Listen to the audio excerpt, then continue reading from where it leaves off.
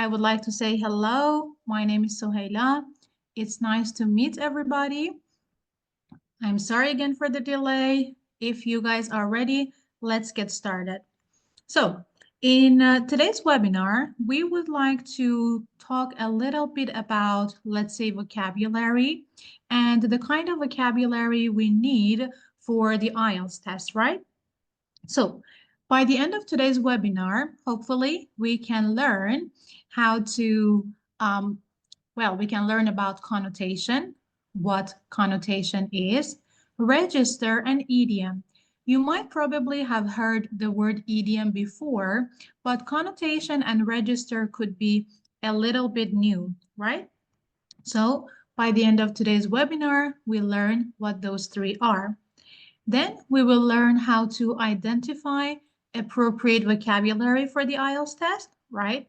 So you, again, sometimes you learn some new words and your teacher might tell you that this is not appropriate for writing.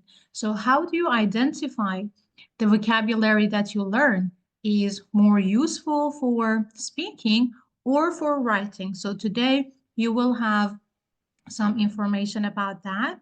And finally, we will use 5 strategies to help you develop your vocabulary, not only for the IELTS test, of course, but generally to improve your English. So, are you guys ready to achieve these aims? Mm-hmm. Okay, perfect. Ready. Okay, great. So, let's get started. Take a look at this picture. Can you give me a word that could describe this picture? Obviously, like an adjective would work.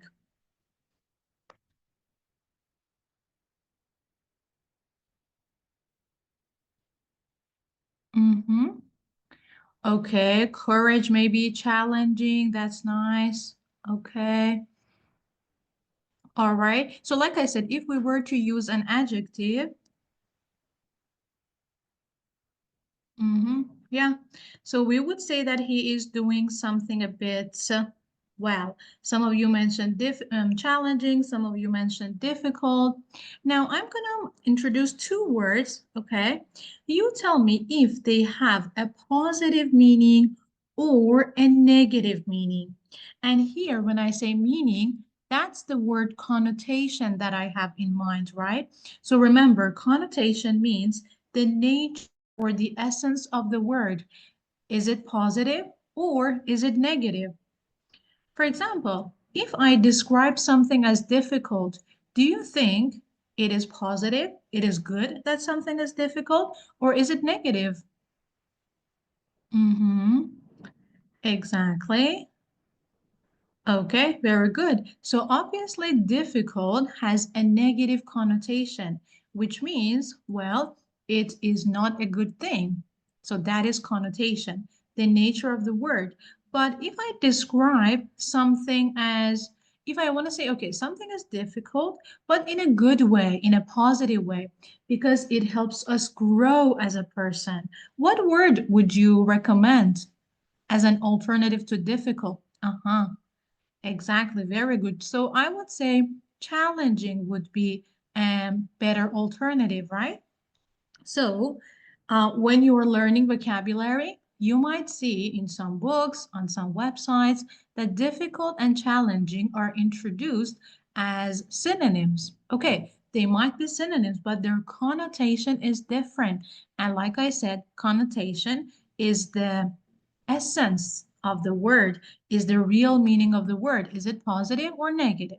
So here we learn, if I describe something as challenging, it's positive. If I describe something as difficult, it's negative. Okay. How about the word skinny? If I describe somebody, and you can see this person here as a skinny, tell me, is it positive or is it negative? Okay. Mm-hmm. So skinny is unfortunately negative. It means that you are too thin. Thin is also has also a negative connotation. Okay, but if I or you recommend, how would I describe someone who is thin? but in a beautiful way, or at least in a positive way.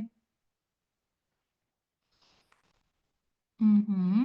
Well, I think slim and slender would be better alternatives here. Slim and slender.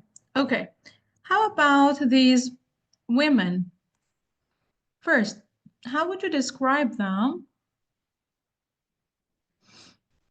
This time we are not talking about physique. Vintage, classy, okay. Uh-huh, right. So if I use the word vintage, as one of you mentioned, positive or negative?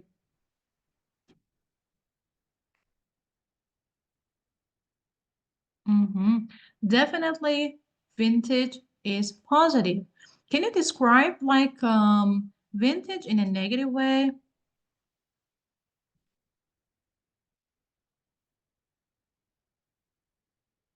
Arrogant is I don't think that it has the same meaning because arrogant is like somebody who's selfish, but here we're talking about style.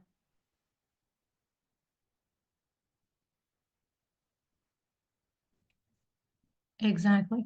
So I would say the negative would be old-fashioned. So if you describe somebody's style as old-fashioned, that definitely has a negative connotation. Okay, so look at this gal. If I use the word fussy, mhm, first of all, do you guys know what fussy means? Maybe the picture can be of help.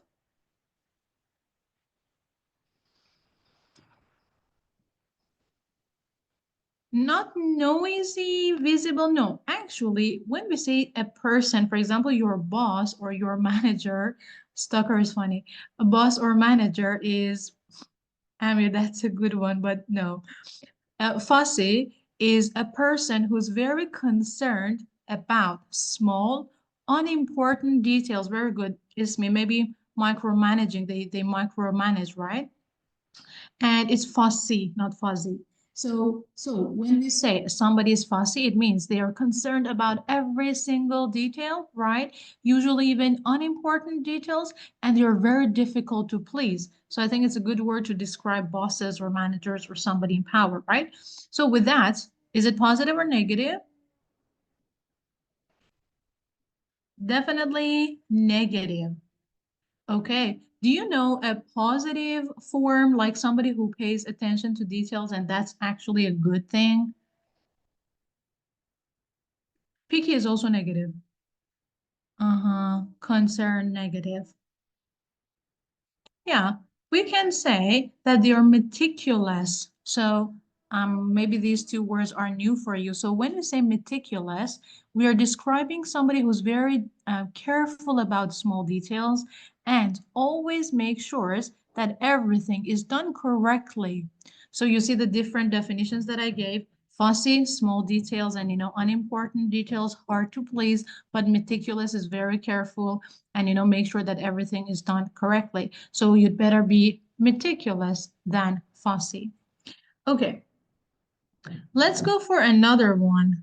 Oops. Okay, I already gave the answer. So from his posture, right, and his body language, you can see that he is quite confident, right? Look at his face and the way he is crossing his arms, right? So he is confident, and for sure, confident is positive.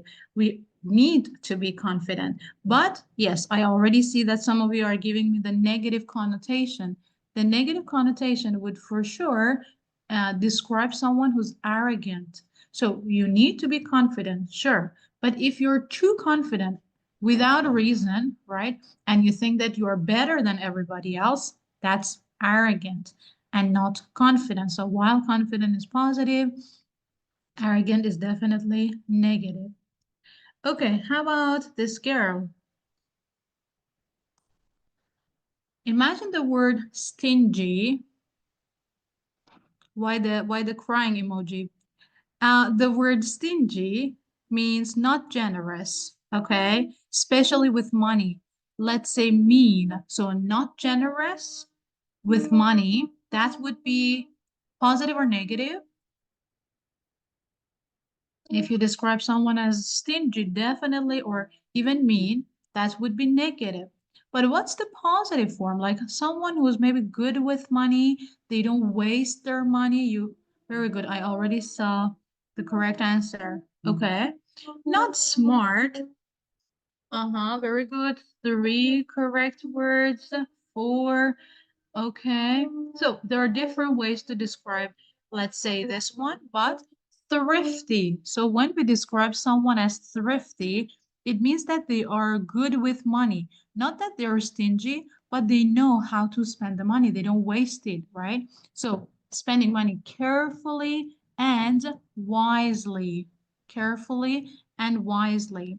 And I also saw some of you write the word frugal. That is also quite good because frugal also means to careful to buy only what you need, right? Nanda, gold digger is definitely negative. Okay, great. So now let's take a look at these sentences. From the context, you need to tell me which option is correct. For example, do I say stop being so youthful? It's really annoying. Or stop being so childish? It's really annoying. Obviously, because annoying is negative.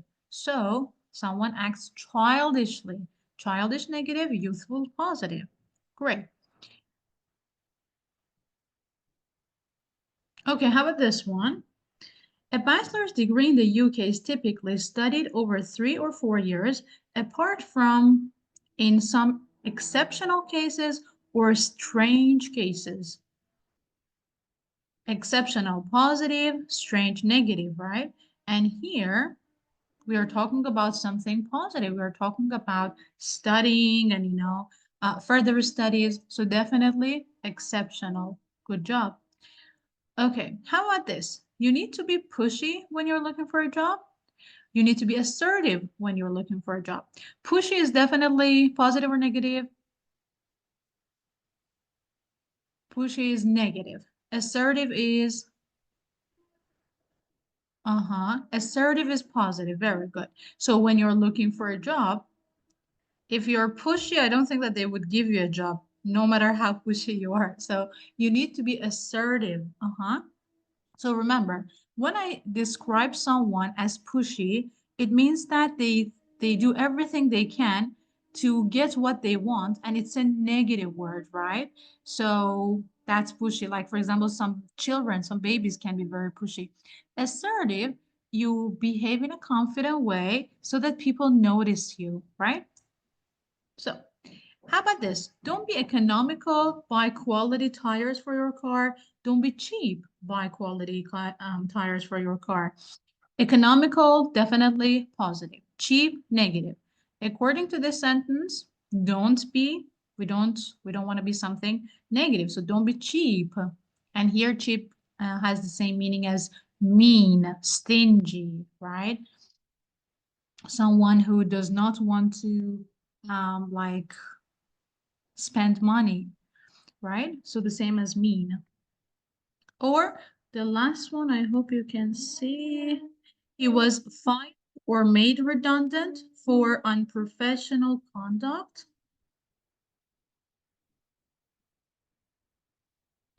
He was very good.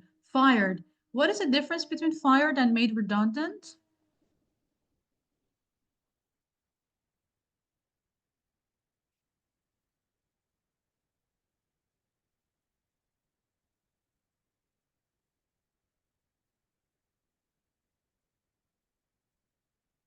Mm-hmm. So fired is like you do something wrong and they fire you, right? But if you've been made redundant, it means that like they didn't need anyone for work, so they had to let you go. You didn't necessarily do something wrong.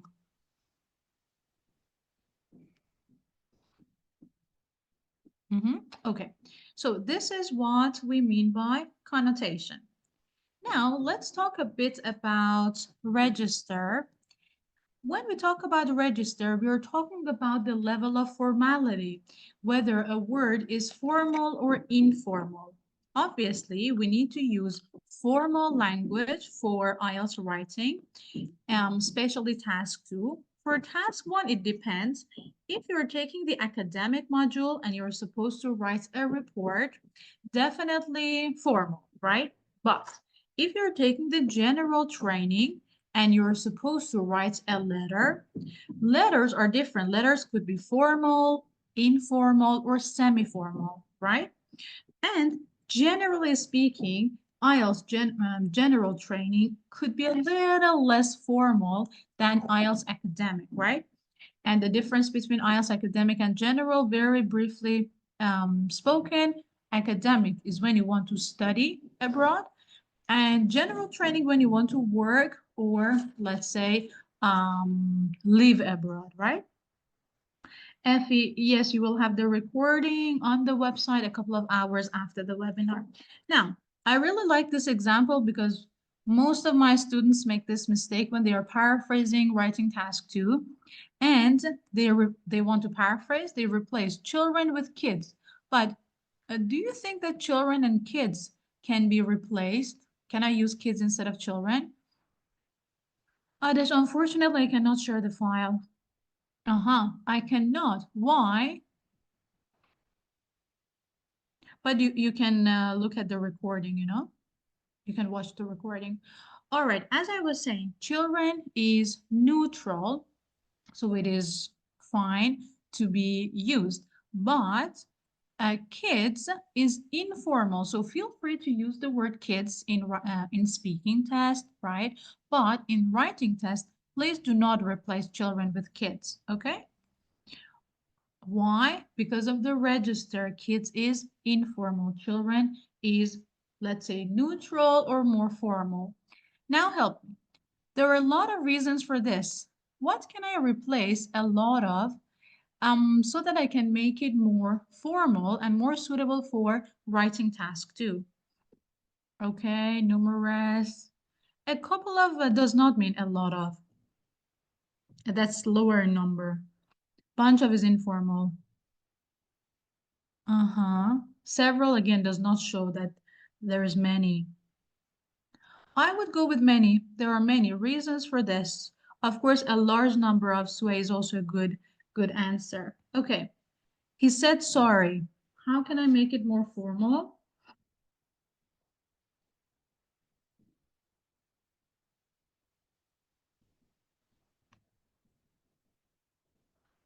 He apologized, exactly. Okay. How about what's up?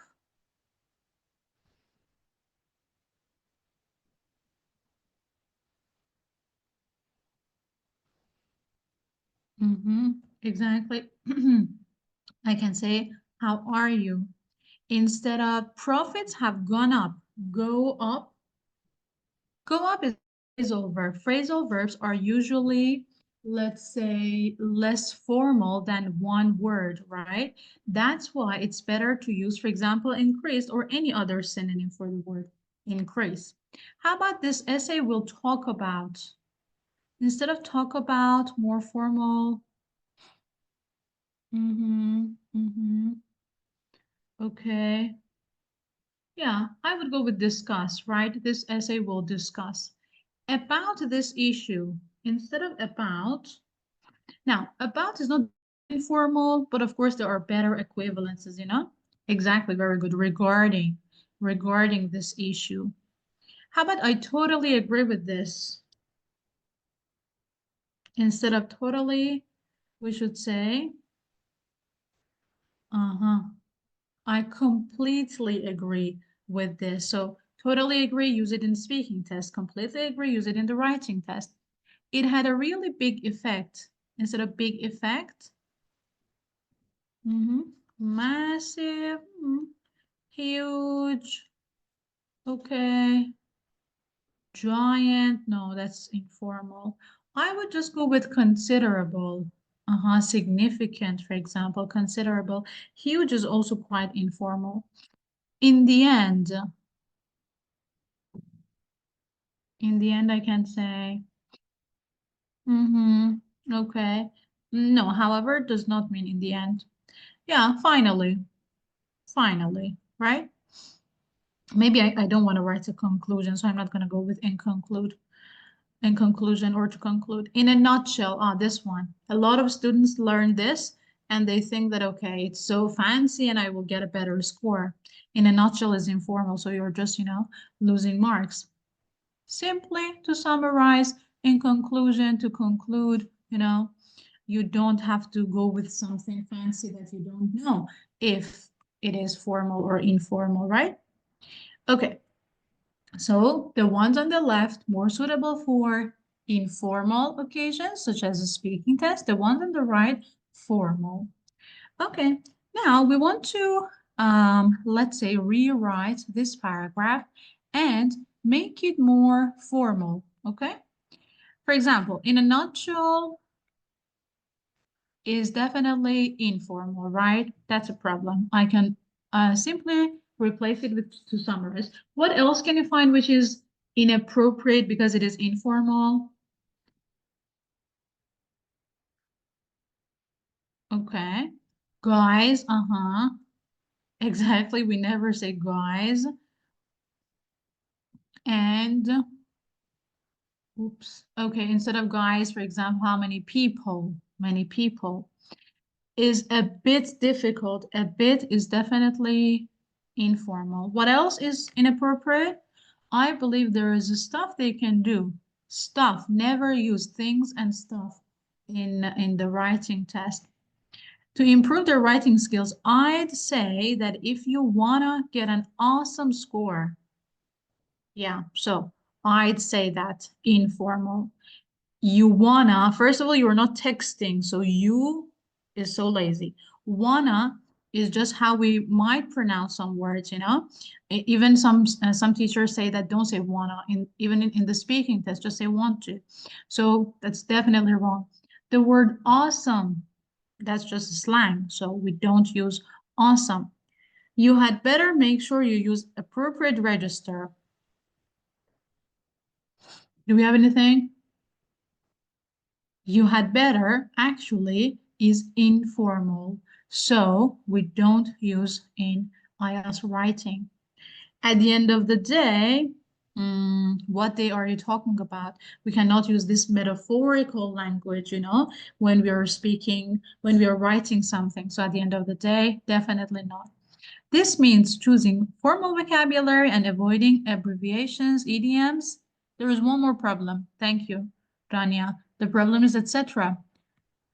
We don't write etc, I don't know, ie, eg when we are writing the essay, right? So give two examples and be done with it. Don't say etc or eg, for example, right? Exactly. That is better than etc. All right. Now, let's make them more formal. We already did, so I'm going to go through this more quickly.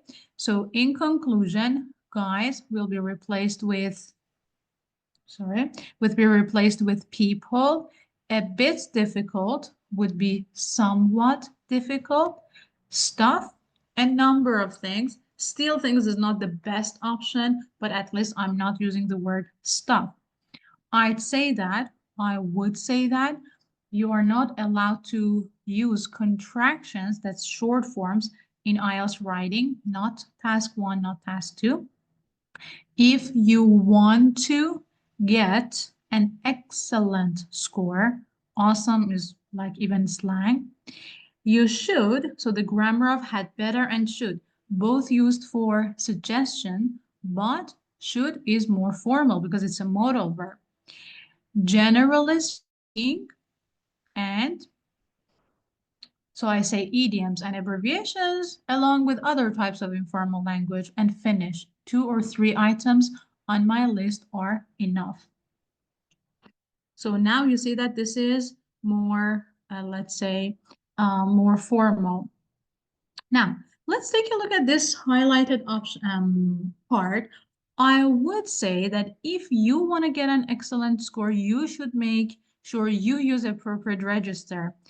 Yes, we did use, exactly, we did use more formal words, but even the grammar, you, or saying I, we try to avoid personal pronouns in the IELTS test, right? In IELTS writing task 2, I mean, unless I'm giving my opinion, unless I'm giving my opinion. So how can I make it, let's say, more formal? Well, one of you had mentioned instead of you say people, exactly, because this you is general you. I'm not talking to one individual person. So I would say that if candidates want to get an excellent score, obviously to refer to candidates, now I can say they, which is less direct, less accusing, and to make sure to use appropriate register. Why? You use appropriate register. So this is how you can, let's say, make this a little more formal. Okay, now instead of want to, still want to is not the best option. How can I make it more formal? Desire, not bad. Okay, we don't have would to. But would like to, definitely. So if candidates would like to get an excellent score, instead of get an excellent score, we can say, very good. In the context of the IELTS test, you've probably heard your teacher use the word achieve. Achieve your desired band score. That's what we usually say. Okay, instead of make sure to, what can I say? Ensure. Okay, accomplish does not mean make sure. Obtain is get. Any other options? I would go with ensure, right? So they ensure they use appropriate register. Okay, so these are some of the ways you can make the register from something informal to something more formal and thus more suitable for writing task 2 and task 1. Now, let's get to idioms. I think everybody's favorite subject. Can you guys tell me what an idiom is?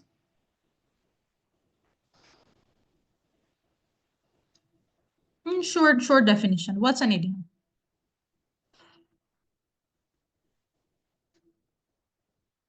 Mm. No, forget about over the moon on this. I want a general definition. General speaking, where you tell jokes. No, idioms are not just joke. Words with different meanings. Okay, not bad. Talking for fun. Not really. Phrasal is written with PH. Figurative speaking. Okay, so an idiom is a group of words whose meaning is different from the meaning of each individual word. For example, I was over the moon. Okay, I know the meaning of over. Over means on top, above. Moon is the moon at night, right? But when I say I was over the moon, it doesn't mean I literally, went over the moon. Very good. It just means that I'm happy. So I know the meaning of over. I know the meaning of I, moon, but I cannot guess the meaning of this idiom, right? If I don't know what the idiom is. So the, let's say, individual words do not help me. That's an idiom, right? Now, I was over the moon means I was very happy. So, like I said, you can also take a look on the right. When I say there is no, when I say, for example, key to success, do I literally have a key? I wish that I had a key, then it would work every time. But no, it does not work. It is not the literal key, the physical key. I'm talking more metaphorically. Remember that idioms are not suitable for academic writing. So when teachers, again, emphasize the use of idioms, first of all, they are not talking about idioms which are too informal. Secondly, only, yes, exactly. I was going to say that only used in the speaking test, not in the writing test. Don't use idioms in writing task 2, writing task 1. If you're writing an informal letter, sure. Okay, yes. So I say it again. In the speaking test, you can use idioms. All right. So let's take a look here. I was over the moon. It was raining cats and dogs. It's on the tip of my tongue. Where can I use them? So some of them might be, let's say, used for speaking only because they're informal. Some of them are slangs. We never ever use street talk or slang in the IELTS test. Remember, even if it is the speaking test, you are still sitting in front of an examiner in an educational context. So we never use slangs. Some idioms, if they are neutral, which means neither, let's say, formal nor informal, then you can, use them in your writing as well. Okay. For example, I was over the moon. It's too informal. Don't use in the IELTS test. B, it was raining and cats. Sorry, it was raining cats and dogs. You need to tell me one, speaking and writing. Two, speaking only. Three, don't use. You can just put a number in the chat. Uh-huh. So it was raining cats and dogs. Again, don't use. Let me zoom out a bit. Okay. It's on the tip of my tongue. It's on the tip of my tongue. B means it was raining heavily. Cats and dogs means it was raining heavily. Okay, it's on the tip of my tongue. You can use it for speaking, especially like you forgot a word, you don't know what to say, right? So you can say it's on the tip of my tongue. Okay, how about I'm fed up with it? Be fed up with something. Okay, different answers. This one you can use again in speaking. I'm fed up with it means I'm tired, I'm bored, it annoys me, something like that. Students are under a great deal of pressure. This is obvious. Be under pressure, be under a great deal of pressure. Definitely both speaking and writing. It's not informal. It's up to you. It's up to you means you judge, you be the judge, you decide, you choose. It's up to you. Exactly. Speaking only. Hard work is the key to success. I think it's fancy enough to be used also in the writing part. So we see some idioms cannot be used in the IELTS test, neither speaking nor writing. Some only in speaking because they are informal, and some are neutral, so they can be used in both speaking and writing. All right. Just some general points about idioms that you need to know. Remember that strong idioms, they sound unnatural, so we shouldn't use them. Idioms are often informal, so most of the time, if you're not sure, just don't use them, okay? And in spoken English, of course, you can use idioms. And I think native speakers are a big fan of idioms. That's clear when you watch movies and stuff. So you can use it like in spoken language, or when I said you're writing informally, you're writing an informal email or something like that. And like I said, most of the time, we don't know if they're formal, informal, slang. And if you don't have the chance to check a dictionary, don't use them. That's the Let's say that's the best way to ensure you're not making a mistake. Okay, now, finally, how can we develop our vocabulary generally, right? To be better English speakers and also to be, let's say, better test takers. First, active reading and listening, right? Active reading and listening means you need to read every day, you need to listen every day. We do have something like, okay, like when you're driving, listen, yes, but I'm not talking about that because this is active reading, which means you choose, for example, high quality articles, news, whatever you're interested in. And when you're done, you try to note down some of the interesting words that you learned. Not many, but some of them. This is active. It's different from, when passively you listen. I'm not talking about that. Always record your new words. I don't know, you can have a Word file, or these days we have our, like, I don't know, notes on our phones, or you can just use a vocabulary app, something like Quizlet, vocabulary.com. There are many actually options these days. So try to record the new vocabulary and try to, review as many times as you can. Number 3 is my favorite, and I always focus on collocations in my lessons. Learn phrases and collocations. Don't learn single words. So if I learn a new word today, okay, but how am I supposed to use it in a sentence? If I don't know how it is used in a sentence, in other words, I don't know the collocation and the phrases, I will never be able to answer it. I will never be able to use it in real life, right? So always learn phrases and collocations. I was over the moon is too informal.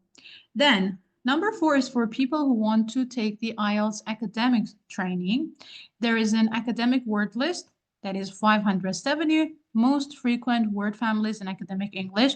You can simply Google it and learn the words. So if you're taking the academic module, definitely try to take a look at this list and get the most out of your existing vocabulary. That is, for example, you know the word assess, right? Then you can simply learn the word reassess, assessment. So try to change the word form and make new sentences.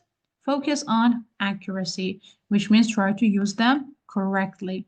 These are the ways you can actually improve your vocabulary for the IELTS test.